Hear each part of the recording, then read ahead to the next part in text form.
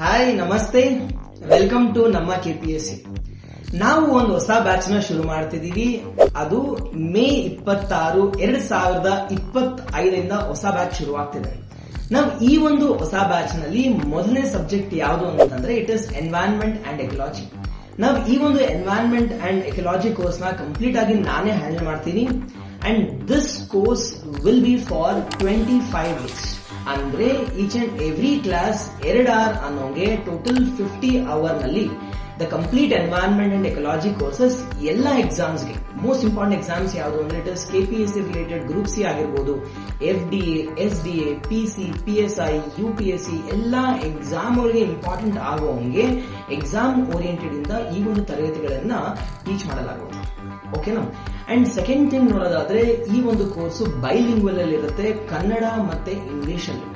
And third thing, exam oriented perspectives ಅಲ್ಲಿ questions ನ ಹೆಂಗ್ ಸಾಲ್ವ್ ಮಾಡಬೇಕು ಅನ್ನೋದ್ರ ಬಗ್ಗೆ ಕೂಡ ಟಿಪ್ಸ್ ನ ಕೂಡ ಸ್ಟಡಿ ಮಾಡ್ತೀವಿ.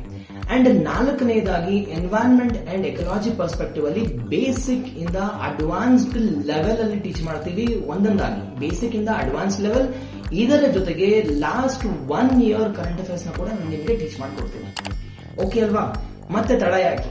Do join us for our new batch starting on May 26, 2025. Thank you. See you all there.